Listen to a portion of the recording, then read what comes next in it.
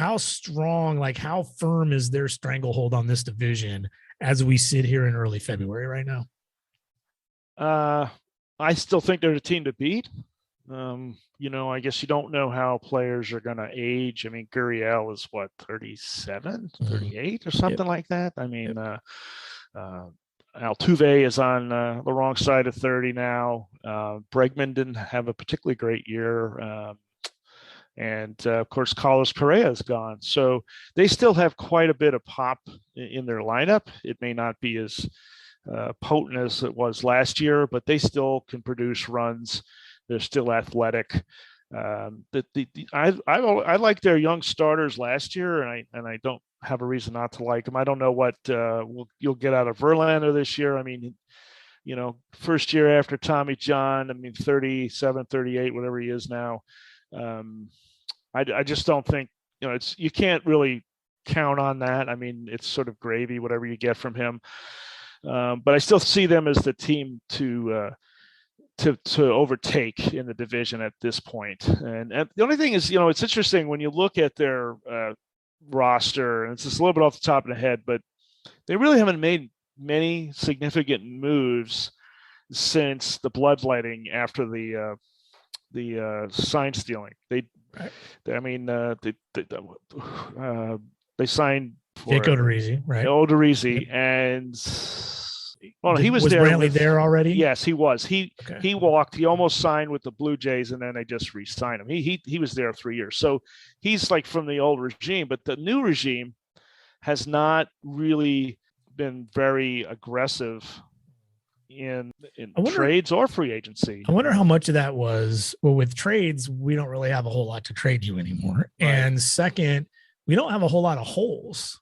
But one of my questions, I have no way to even opine on this whatsoever, but with Brent Strom gone to Arizona, like, how is that going to, they're moving on. Josh Miller's taken over.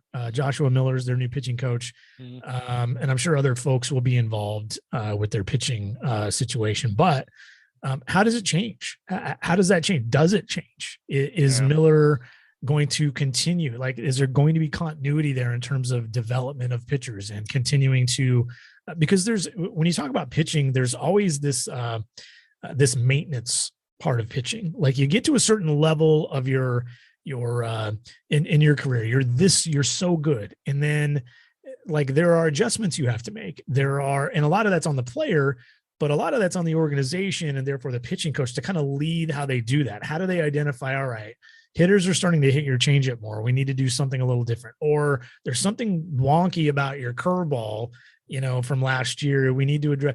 Like, that's on Joshua Miller now, not Brent Strom. And we know Strom is good in the game as we've seen in a long time. Like, he had a run just like the Honeycutts and the Dave Duncans and the Don Coopers have had over the years, where, like, when you ask somebody who the best pitching coach in baseball is, pretty much everybody yells that guy's name. And to suggest that Joshua Miller is not a step down to some extent is really difficult to believe, but to what extent, we have no idea. So that's one aspect of the Astros that I don't think we talk about, a whole lot. The losing a guy that was so key to that pitching staff over the last several years, Luke. Right. And the other thing I'd say about them is with their pitching, I mean, obviously they lost Greinke. McCullers ended the year unhealthy, and that's been a challenge for him.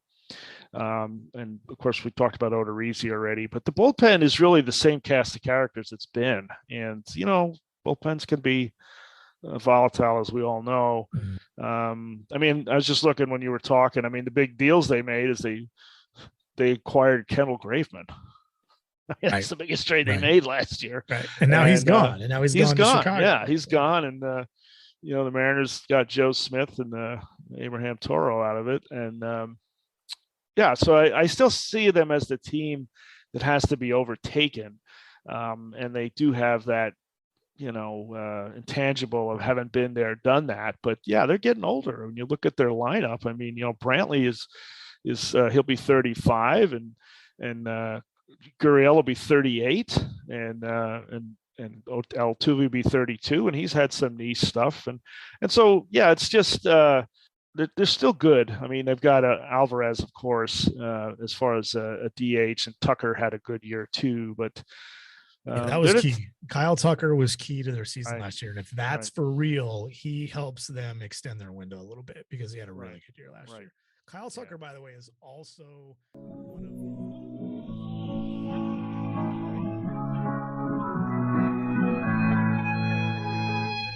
Hey, it's Jason Churchill. To get the full episode, as well as every other episode of the podcast, past and future, subscribe for as little as $5 per month by going to bit.ly/getthepod. That's bit.ly/getthepod, all one word. A link you can also find on my Twitter profile. Hey, thanks for checking out Baseball Things.